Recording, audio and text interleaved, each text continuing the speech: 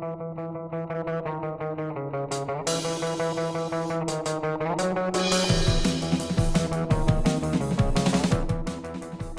to Everything EFL. My name's Erin O'Byrne, and I firmly believe that you as a teacher are special, amazing, creative and passionate. But it's very easy to get burnt out and overwhelmed. With my podcast and my teacher training, I aim to help you avoid burnout and cut down on your prep time so you can unleash your creativity and enjoy your work more mindfully. Are you ready? Let's go! Hello, you gorgeous teacher. If you're one of my lovely regular listeners, welcome back. If you are brand new to Everything EFL podcast, you are most welcome and I hope you stick around. This is the last episode of the year and I've saved maybe the best till last, I'm not sure, but I think it's probably one of the most beneficial ones. So hopefully what you'll get from this episode is less or no extra prep time, relationship building, community building, cutting down your stress and your overwhelm, and all of this wrapped up in a lovely mindful bow, if you like. Now, mindfulness, a bit of a buzzword, but I don't think we can ignore it anymore. And research shows again that it is extremely beneficial to everybody. And it's something that I try to bring into class, not only for students, but for me. And I find it really enjoyable to listen to conversations about it in class, watching students breathe, giving them time, giving them questions and time to develop their critical thinking skills. Why do I do it? Well, all of the above, but, you know, anxiety, this word, but it's everywhere, isn't it? And it seems to be at an all-time high with kids, with teenagers, with young adults. And if you have a state of stress and anxiety, they're not ready to learn. Their brains are automatically shut down. So if you can incorporate like sort of bite-sized mindfulness practices into your class, you know, 1 minute, 2 minutes, 5 minutes, just imagine the possibilities, imagine the difference that could potentially make. And it's also a nice break from regular, what I call regular content, you know, like the grammar and the vocab syllabus. And just the benefits are just endless, you know. It grows a positive mindset, a can-do attitude, which leads to taking risks. And, you know, like I mentioned before, for some students, that is just answering a question, even if they're not sure it's right, and not minding or fearing when it's wrong.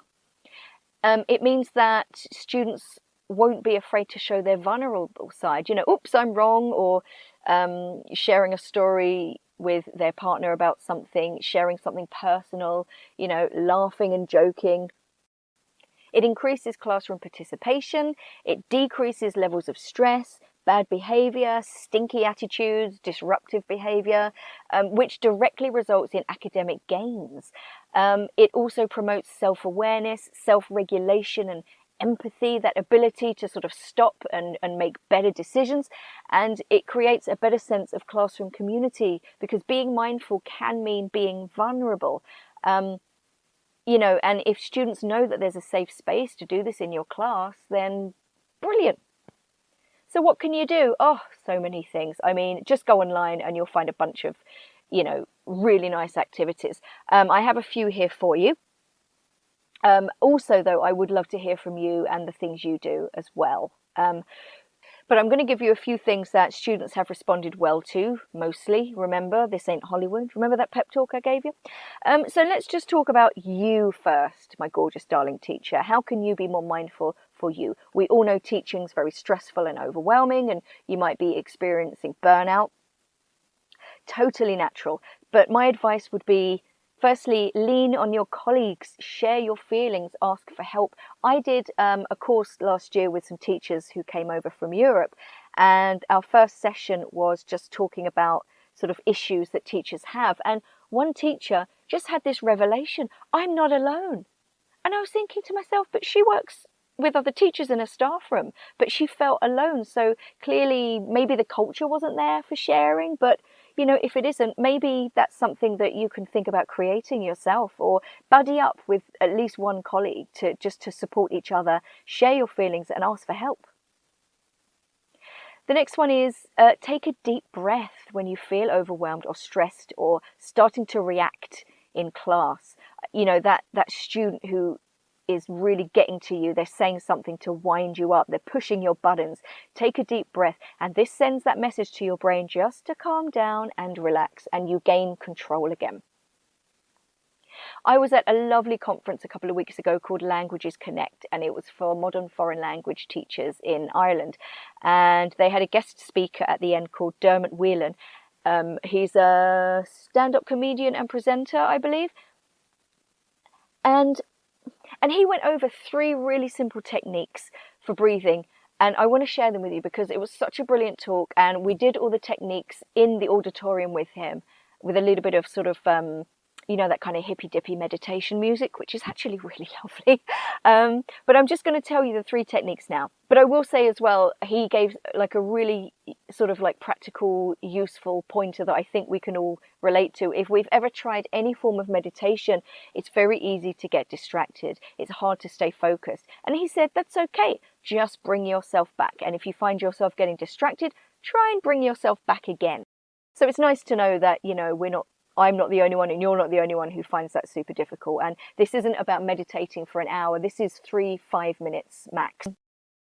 And he basically said, you know, you can do this any time, but what he does is he sets his alarm 3 minutes early. He wakes up, he does what he has to do in the bathroom, and then he does one of these breathing techniques. So number 1, put your hand on your belly and imagine your belly is a balloon, and breathe through your nose. And imagine, visualize that balloon inflating as you breathe in, and use a light, slow, low breath. And then exhale, breathe out. And then just keep doing that up and down, up and down. And again, if your focus is wandering, focus on your hand. Focus on the feeling of your hand rising and falling with your belly. Simple. Number 2, it's kind of noticing or scanning, I think I've heard before as well. So it's about noticing the parts of your body as you're breathing. So start by noticing your hands, where they are on your body. Can you feel or touch anything? And think about the temperature as well. And then do the same thing with your feet. Can you feel something? Are you wearing socks? Can you feel them? Can you feel the floor? What's the temperature like? Are your feet touching anything? And then start relaxing your shoulders and neck and your face. Like, you'd be amazed how much tension you actually hold, like sort of around your cheeks. And then again, 2 to 3 minutes, just focus on your breath. And if you start getting a little bit distracted, maybe focus on your hands and feet again. And the last technique is called box breathing. And I actually did this during lockdown because the day before I started online teaching, which was stressful enough anyway, because I'd never really done it before, my dad got very seriously ill. And he had to go into hospital for heart surgery, and my anxiety levels just went through the roof. So I started doing this every day before I started my class, and I'm telling you, it worked wonders.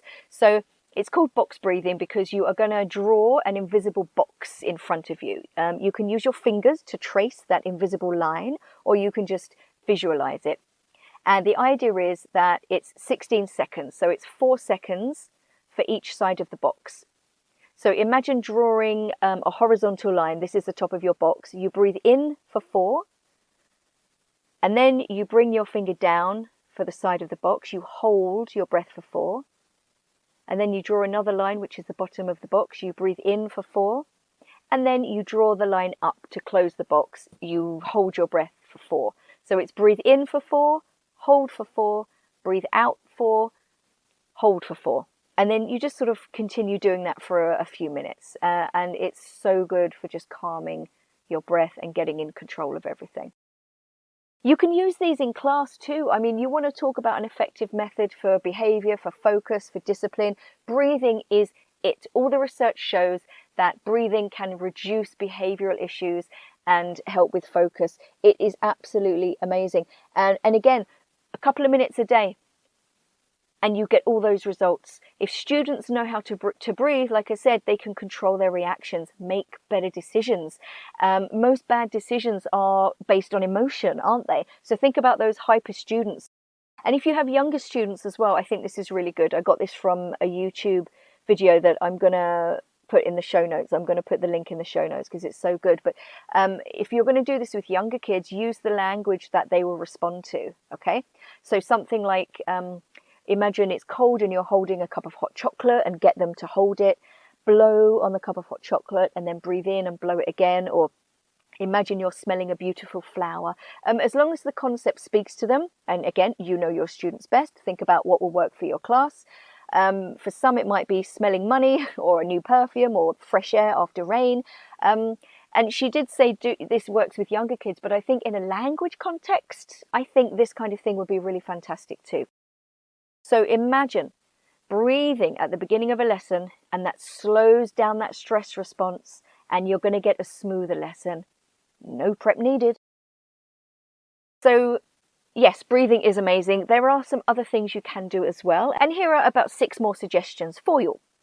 So number 1, use mindful cards. Now, I found mine in a stationery shop, but if you go to Amazon or something like that and just type in mindfulness cards, you'll basically get a pack of cards with some kind of quote on them or a little message. So I usually fan them out, and I get one of my students to pull one out of the pack, read it aloud. I put it on the board, and I might write a couple of questions around it, and they discuss it. So one of them this week was just simply inhale, exhale. So the questions I wrote was, what are the benefits of breathing? Why do so many people use this method? How can it improve your mental health? Okay, now obviously judging on the age and maturity of your class, this may or may not work, but like I always say, you know your students best. Figure out, if you can, how to use these. Number 2, go and listen to episode 96 of Everything EFL podcast. Go to your happy place. I've had great feedback about this, and it was an activity that was actually inspired by Phoebe from Friends. When Monica had broken up with her boyfriend, she wanted Monica to kind of relax and de-stress, so she had her lying on her bed, and she said, okay, close your eyes, go to your happy place, visualize it. And it's a visualization kind of exercise, but with lots of little follow-up activities as well. So go and listen to that. Tell me what you think. Which segues very nicely into number 3, episode 41, one of my very early episodes, bringing mindfulness into the classroom. I had a conversation with a really lovely lady called Laia Del Barrio, and she gives a few really nice little mindfulness activities that you can do. So go and listen to that and give it a try. Number 4, laughter. Being in the moment with joy and laughter. And you can do this in so many ways. Memes, crack a joke, any way you can make yourself or your students laugh. And often I find the more I let loose and be myself, the easier it is to crack jokes and build relationships with your students. Just let your natural sense of humour shine through, and students will love you for it. And you can just have so many lovely little moments in class with them. And if you're laughing and you're all sharing laughter, joy, a joke, that's very mindful in itself, because everybody is in the present and sharing that present moment together. Number 5, you could have either conversations, or you could just have these little singular moments where students talk to themselves or write something down. And it could be questions like, I've got a list here. So for example, what are you grateful for today? What makes you happy or brings you joy? Think about a song or talk about a song that makes you feel good. Think about or talk about a time when a friend really helped you or comforted you. Think of somebody you love. Say something kind to them, or say something kind to yourself. Think of somebody who's struggling. What would you say to them? What kind thing would you say to them? And again, you know your I feel like I've said this a million times. You know your students best. What questions would they respond to? And how would you go about it? Would you have a little partner chat? Would you have a group chat? Would you get them to write it? Would you give them the choice? But being in that moment and thinking about something positive is great for community building as well. This builds trust. And with trust, learning will happen. And number 6, reflect. So, you know, if you think about the previous episode, there's a lot of stuff there. There's more detail about reflection here, so I'm just going to be very, very brief. But basically, you know, if you're asking students to, and the focus here is sharing their feelings, okay? What do they want to share, or what can they share? So it's about giving students a voice. Can they tell you how they feel? Reflection is part of that. Again, thinking about the sticky notes activity, or doing just a little check-in at the start of a lesson. There's these really great, I wouldn't call them memes. If you go to Google Images and put on a scale of how are you feeling, loads of different pictures come up. So you might get a picture of 12 different sheep, or 12 different scenes from Harry Potter, and it's like, on a scale of Harry Potter, how are you feeling? Or on a scale of dog, how are you feeling? And they have to choose the picture that represents the way they're feeling now. And it's really humorous as well. Even if students are in a really foul mood, at least you know what you're dealing with when you walk into the classroom, and it might give you a chance to diffuse the situation, or at least, you know something's coming. You can be prepared for it, and you can be ready to take a breath when you need to. Or you could make students aware that you are aware, and it's okay to have negative feeling. It's just how students choose to react to it and how you choose to react to their reaction. And, be honest with your students about yourself. If you're not feeling great or you're tired, tell them. Get them on side, by showing a bit of vulnerability. You are human too. And tell them how you feel and what you're going to do about it. So, I'm not feeling very focused today, or I'm a bit tired, and I'm going to have a couple of breaths. Do you want to join me? So again, like last week with reflection, the key is to take the first small step and then stay consistent. What do you think is the best time of lesson or the best day for this kind of thing? What's going to set your students up, or, leave them walking on air or with a smile on their face, or just deep in thought and reflection and stuff like that? So challenge, guys. I want you to start with yourself. I want you to choose one of those 3 breathing techniques that we talked about and try it. Try and do it for a couple of minutes every day. I know it's easy to forget. You could try setting your alarm, let's say 2 minutes earlier, and just trying it, or maybe in the break time, or maybe just before you start your first class. Again, choose a time that works for you.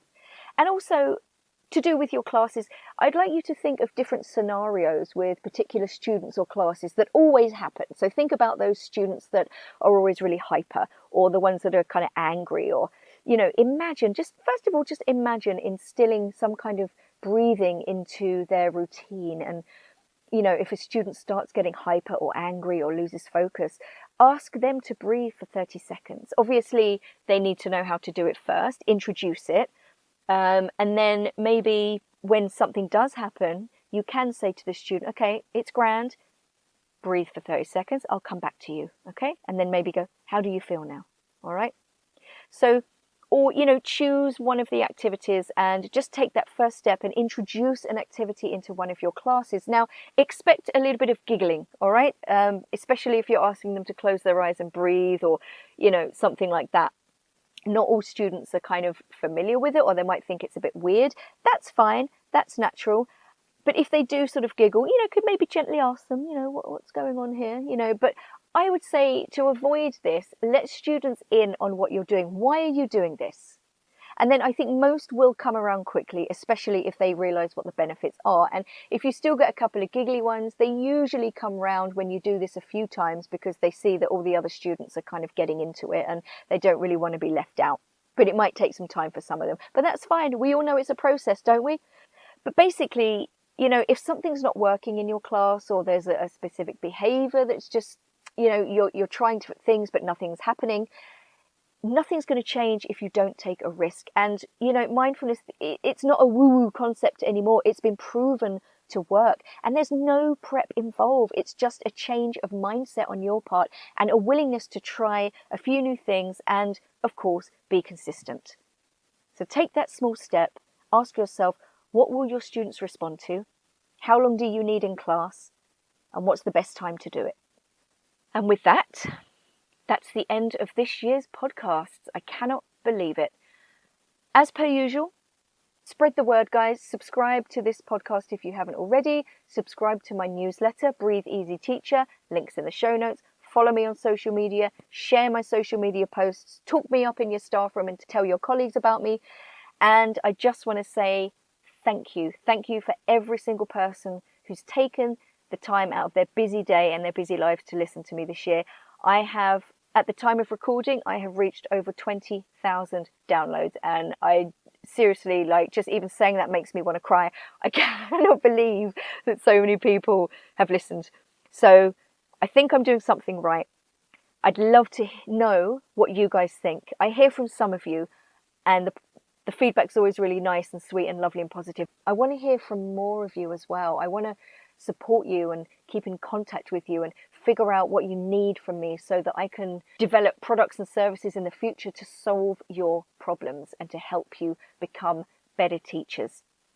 So that's it for this year. I am signing off, and I'm going to make myself a nice mulled wine, I think, because it's flipping freezing and I deserve it. So if you celebrate Christmas, Merry Christmas. If you don't, have a great Christmas week. And I will see you again next year around the end of January. Thank you so much. Have a safe and peaceful week and holiday. Look after yourselves. Spoil yourselves as well. Buy yourself a little treat. And share the love. Bye.